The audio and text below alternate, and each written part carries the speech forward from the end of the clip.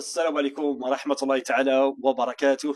أهلا وسهلا بكم مشاهدينا الكرام، مرحبا بكم في هذا البث المباشر إن شاء الله بحول الله للحديث على مباراة فريق النهضة الرياضية البركانية ممثل المملكة المغربية الوحيد في مسابقة كأس الكونفدرالية الإفريقية. نزولا عند رغبة كثير من الإخوان اللي تكلمنا على المباراة وبالحكم فريق النهضة البركانية اللي انتصر اليوم.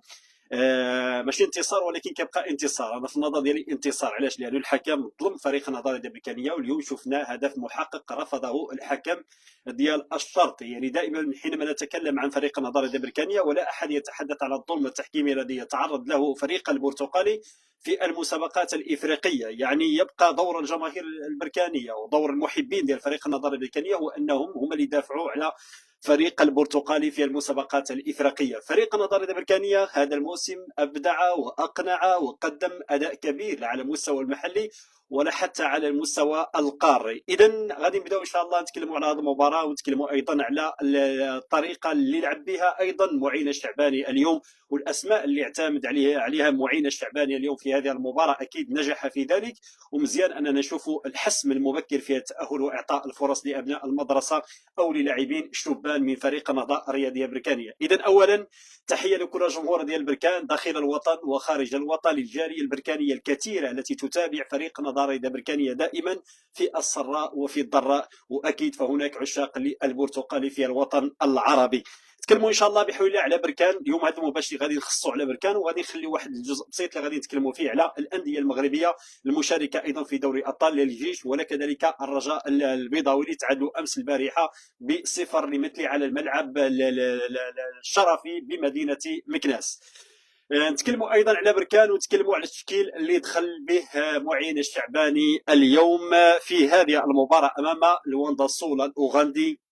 الاجواء ديال الملعب، شفنا الملعب يعني ما كاينش فيه جمهور، ما كاينش فيه ضغط على فريق النهضه البركانيه في اللقاء ديال اليوم. فريق لعب باريحيه، فريق ما كاينش الضغط ديال الجمهور ولكن كاين الضغط ديال المناخ، وكذلك ايضا عامل ديال الارضيه ديال الميدان اللي شفنا يعني ما تسمحش انه باش نشوفوا واحد المباراه اللي في المستوى، ونظرا لان التوقيت ديال المباراه اللي كتلعب مع الزوج ماشي هي اللي كتلعب في المباريات ديال المساء. لكن فريق النهضه البركانيه هذا الموسم لعب في الادغال الافريقيه وحقق نتائج ايجابيه، الفوز ذهابا وايابا. فقط كتبقى المباراه ديالو الوحيده اللي تعادل فيها هي المباراه ديال اليوم، لكن المباراه اليوم كتبقى فقط شكليه، لانه فريق النهضه البركانيه يبقى هو الفريق الوحيد في افريقيا اللي كان تاهل ب 12 نقطه، لا على مستوى كاس الكاف ولا الكونفدراليه ولا دوري الابطال. يعني الفريق الوحيد في افريقيا اللي تاهل ب 12 نقطه في المباراه الماضيه وتاهل الى الدور ربع نهائي من كاس الكونفدراليه الافريقيه. لكن هذه المباراه كتبقى فقط شكليه، وكما كان متوقع انه معين الشعباني غادي يعطي فرصه للحارس مفتاح وكذلك لبعض اللاعبين من ابناء المدرسه البركانيه. واليوم اكيد شفنا ربح كبير لمفتاح. اليوم خرجوا بعض الجماهير الوداديه، وكذلك تحياتي لهم وتحيه للجمهور المغربي عامه. اليوم خرجوا بعض الجماهير كيقول لك مهدي مفتاح يعني فقدناه، هو الخطا الوحيد اللي دارته الوداد هو انه التخلي على الحارس مفتاح تطور مستواه، انا اقولها مفتاح تطور مستواه بشكل كبير مع المدرب ديال المنتخب التونسي السابق، والمدرب اللي كان اشتغل مع معين الشعباني في تونس، واللي مدرب صراحه شادي في المستوى، وكذلك مع الحارس ديال المنتخب الوطني المغربي منير المحمدي. يعني حتى في التدريب كنشوفوا واحد الانسجام، كنشوفوا الاستفاده. انا عن قرب كنشوف مهدي مفتاح يعني كيستافد من الخبره ديال منير المحمدي الحارس ديال المنتخب الوطني المغربي، فهذا الشيء عاد بالنفع على مفتاح وتطور المستوى ديالو. اليوم كتشوف لاعب حارس يعني في مباراه رسميه كيعطيك الاضافه، في مباراه رسميه كينقذ الفريق تقريبا 3 ديال الاهداف محققه. فهذا اشتغال، فهذا يعود الى الاشتغال ديال الحارس، وكذلك ايضا الاحتكاك ديالو مع مدرب كبير، مدرب التونسي الشادي، وكذلك ايضا مع حارس كبير ديال المنتخب الوطني المغربي، واستافد بالخبره ديالو اليوم في اول مباراه رسميه في افريقيا، ويخرج لك بهالنتيجه ويتصدى لثلاثه ديال الكرات تقريبا اللي كانوا خطيرين على الشباك ديال فريق نظري ديال بركانيه. فانا اقول له برافو، برافو مفتاح. يعني هنا ملي كنتكلموا على الرجل المناسب في المكان المناسب، هنا ملي كنتكلموا على التسيير وعلى النظره الثاقبه في كيفيه جلب اللاعبين من اجل يعطيوك الاضافه ويعطيوك كذلك ايضا الكثير من الامور مع الفريق، فهذه النقطه تحسب لماذا لاداره ديال فريق النظريه ديال بركانيه وللمسيرين، لانهم جابوا حارس في المستوى. ومع ذلك البعض كان يقول بان مفتاح حارس عادي في بعض الانديه، ولكن اليوم صراحه اليوم اول مباراه رسميه له في المسابقات الافريقيه كيعطيك الاضافه وكيصنع الفريق وكيخرج هو رجل ديال المباراه. واتمنى الاخوان اعطيونا الراي ديالكم في الحارس ديال اليوم، اعطيونا الراي ديالكم جمهور ديال بركان في المباراه ديال اليوم، وكذلك ايضا حتى في الحارس، لانه كنظن معين الشعباني اليوم غادي يخرج بواحد الثقه كبيره في بعض العناصر، وغادي يربح واحد الثقه كبيره في مهدي مفتاح، لان دوك لا خوف على الشباك ديال فريق نظري البركاني ولا خوف على القلعه البرتقاليه من الحراس. اكيد عندك جوج ديال الحراس في المستوى، فهذا الشيء غادي يخليك انك ضروري انك تمشي وتتوج بالالقاب هذا الموسم، سواء الدوري او كذلك كاس الكاف ولا كاس العرش. وان شاء الله لما لا نشوفوا بركان افضل لما لا في دوري الابطال الموسم القادم، وهذا هو الطموح ديال الاداره ديال فريق نظري ديال بركان. فمنذ كان يتعاقد فريق نظري بركان مع مدربين كنا كنحضروا كنا كنستمعوا، الرئيس ديال الفريق حكيم بن عبد الله كان دائما لوبجيكتيف ولا السؤال اللي كان والمطلب ديالو لاي مدرب كان يتعاقد مع فريق نظري ديال بركان، كان يقولوا الهدف ديالنا هو البطوله. كنقولوا حنا خصنا تقاتلنا من البطوله. يعني كتشوف لوبجيكتيف والرغبه ايضا والحماس والرغبه كتكون من التسيير من الاداره. يعني ملي كيفرضوا على مدرب انه الهدف ديالنا هو البطوله، الضغط كيولي على المدرب كيولي يشتغل. واليوم معين الشعباني ماشي نقولوا جا وتلاقى فرقه يعني اللي اكيد جا الموسم الماضي ولعب النهائي امام الزمالك ديال كاس الكونفدراليه الافريقيه وخسرنا النهائي، ولكن هذا الموسم كان تعثر ديال فريق معين الشعباني في البدايه ديال الدوري، شفنا مع طنجه ومع الفتح الرباطي، ولكن هناك كانت الانطلاقه الصحيحه بالنسبه للفريق البرتقالي، للطواحين البرتقاليه مع الاطار التونسي مع الطاقم التونسي. يعني فريق البرتقالي او معين الشعباني استفاد من الدرس واكيد ورجع الفريق للسكه صحيحه رغم بعض الانتقادات في البدايه، الا انه صراحه من المباريات مور المباراه ديال فتح الرباط وكذلك طنجه شفنا المستوى تحسن، واليوم هو الفريق يتصدر الدوري وكذلك ايضا تاهل بكل سهوله في المسابقات الافريقيه. يعني لاول مره كنشوف بركان يعني في دور المجموعات كيتاهل بهذه الطريقه وبسهوله ويصل الى دور ربع النهائي. وان شاء الله في المباريات القادمه اكيد بركان سيركز كثيرا ايضا، وغادي يشوفوا المستوى ديالو اكثر والاداء اكثر في المباريات القادمه في دور ربع النهائي، لانه ملي كتأهل دور ربع النهائي كيكون ايضا حماس اخر، كيكون دعم جماهيري اخر، كيكون ايضا منحه من طرف الكاف. يعني الخزينه ديال فريق النظري ديال بركاني غادي يستافد من اموال من طرف الكاف، كذلك من الجامعه. الجيش الملكي ايضا ضمن 900 مليون دولار ايضا من الكاف، يعني بعد التاهل ديالو الى ربع نهائي دوري الابطال، ولا ربح ايضا في المباراه القادمه وتاهل الى الدور القادم غادي تكون عنده مليون دولار. كذلك ايضا غادي يستافد الى وصل للنهائي من المنحه ديال الجامعه الملكيه المغربيه. فهذا الشيء عادي، يعني بعض الانديه كيستافدوا وكيوصلوا، انت كتحقق نتائج ايجابيه كتوصل للمربع الذهبي ولا المباريات متقدمه على مستوى الافريقي، فاكيد كتكون منحه ماليه من الجامعه ومن الكاف. يعني هنا الفريق، هنا الخزينه ديال الفريق يعني صراحه كتدخل اموال وكيستافد منها الفريق.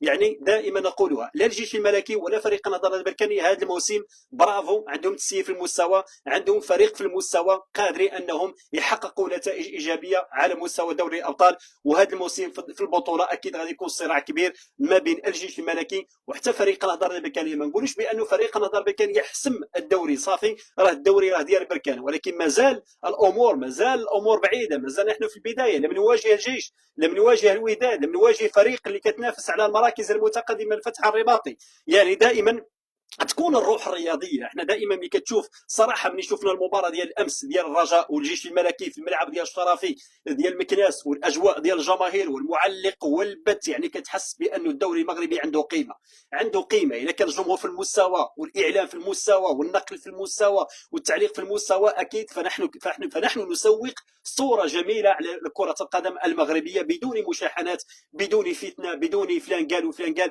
يعني ملي كتشوف اللاعبين ديال الجيش الملكي انتصروا امس الامس والطريقه ديال الاحتفال ديالهم، فمن حقهم يحتفلوا. اي فريق كيربح راه من حقه يحتفل، خلي اخويا يحتفل. فهذه كره قدم باش تخلي الفريق ديالك الموسم الماضي او في المباريات القادمه انهم يتقاتلوا باش حتى هما يرجعوا الفرحه للجماهير ديالهم. يعني المسؤوليه تقع، انا اقول، على المسيرين ديال الانديه المغربيه. لا ما كاينش اودي بالله هذا الفريق يعني يدعم على الاخر، فكل المسيرين لابد عليهم ان يستفيدوا من الاخطاء ديالهم ويحطوا النقاط على الحروف، لأن الجماهير المغربيه والجماهير ديال الانديه المغربيه باتت الان تؤمن بالنتائج والفرجه. ان شاء الله ملي تكمل الملاعب ونشوفوا الدوري المغربي ونشوفوا فيه تعليق في المستوى، اكيد غنشوفوا قنوات عربيه تتمنى التعاقد باش انه تنقل الدوريات المغربيه. لان ملي شفنا المباراه ديال الامس ديال الرجاء وديال الجيش بداك المستوى وبداك الحماس والتعليق، راه كتحس بان الدوري المغربي عنده قيمه. على كل حال نرجعوا للمباراه ديال فريق النظار الرياضيه البركانيه، ونتمنى الاخوان يتفاعلوا معنا. نتكلموا على التشكيل الرسمي اللي دخل به معين الشعباني في المباراه. اكيد تشكيل مغاير عن المباريات السابقه، وحنا كما كنا كنقولوها دائما، يعني حسم المباريات وحسم التاهل الى الدور القادم مبكرا، ويقابلك جوج ديال المباريات تلعب باريحيه، وهذا ما حصل لفريق النهضه الرياضيه البركانيه.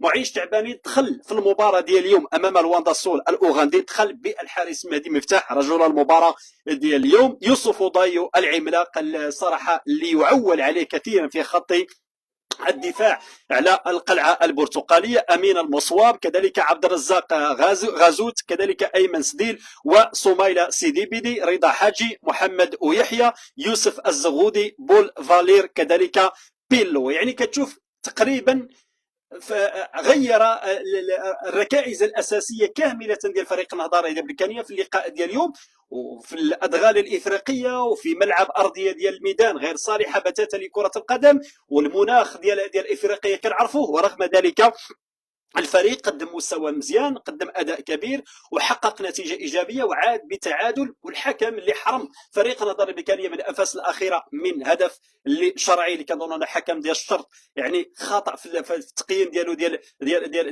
هذا الهدف، لانه رفض الهدف. كنظن انه هدف صحيح لفريق النهضه البركانيه. لكن ملي كتشوف معين الشعباني هذه الاسماء اللي دخلها، واش غادي يستافد منها ولا ما غاديش يستافد؟ اكيد غادي تكون استفاده بالنسبه لمعين الشعباني. صراحه مدرب عنده نظره ثاقبه، تكتيك عالي، مستوى عالي، زرع الروح القتاليه في دكه بدلاء ديال اللاعبين ديال فريق النهضه البركانيه. اليوم بركان اي لاعب دخل من دكه ديال البدلاء راه غادي يعطيك الاضافه.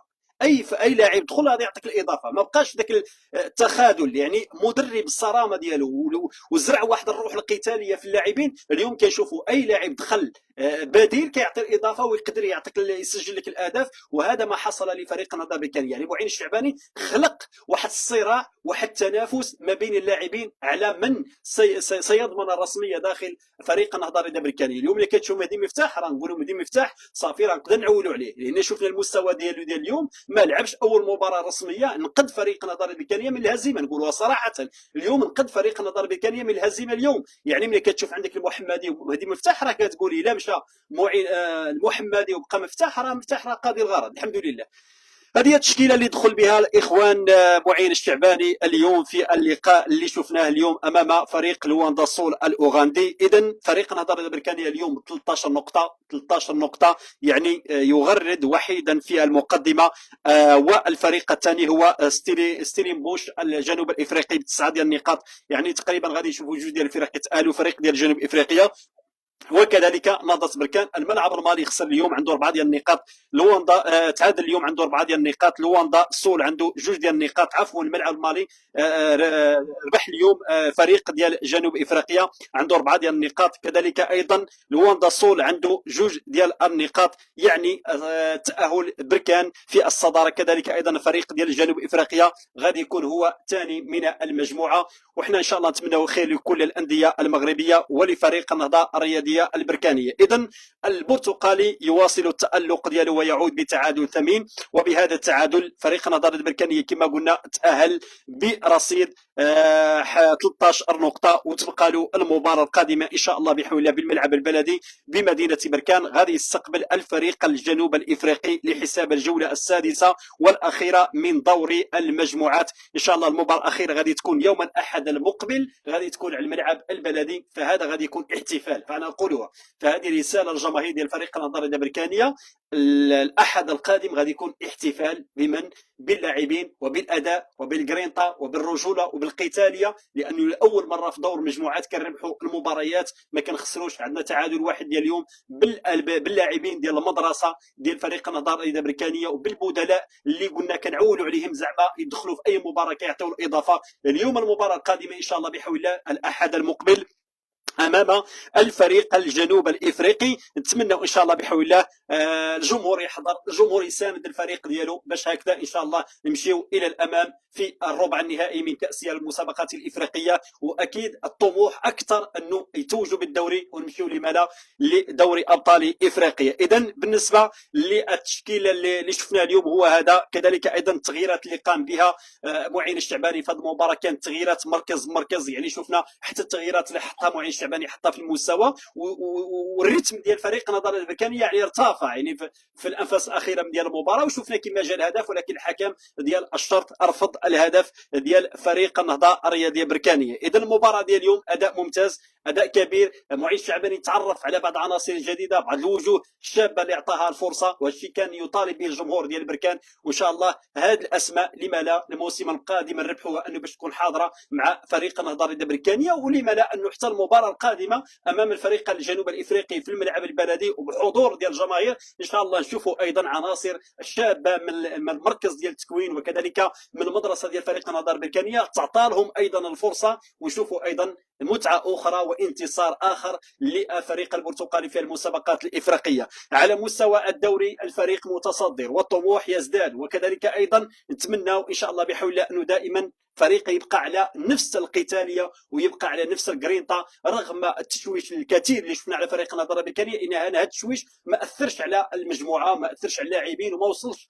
للفريق النهضه الامريكانيه، ورغم ذلك كنشوفوا الفريق يعني نفس الاداء، نفس الرجوله، نفس القتاليه اللي شفناها اليوم وغادي نشوفوها ان شاء الله في المباريات القادمه. بخصوص دوري ابطال افريقيا الرجاء البيضاوي شفنا امس البارحه امام الجيش الملكي على الملعب الشرفي بمدينه مكناس. الجيش الملكي تعادل اليوم، عنده 9 ديال النقاط، يعني تاهل ليس متصدر المجموعه ولكن ضمن التاهل ديالو الى ربع نهائي دوري ابطال. سان داوز عنده 8 ديال النقاط، الرجاء عنده 5 ديال النقاط، كذلك مانيما عنده 3 ديال النقاط. يعني الضغط كبير غادي يكون على فريق الرجاء الرياضي لانه حط راسه في موقف محرج. الرجاء الرياضي ضيع في المباريات السابقه في الدوري المجموعات ضيع عده نقاط، وكذلك ايضا شفنا المعاناه اللي كيعانيها فريق الرجاء الرياضي هذا الموسم لا على مستوى التسيير، وكذلك ايضا بعض اللاعبين اللي ما كيستحقوش انهم باش يكونوا مع فريق الرجاء الرياضي، وهذا الشيء بشهاده الجمهور ديالهم. كذلك فريق الجيش الملكي عامل ديال التجربه، يعني عنده لاعبين عندهم تجربه على مستوى الافريقي.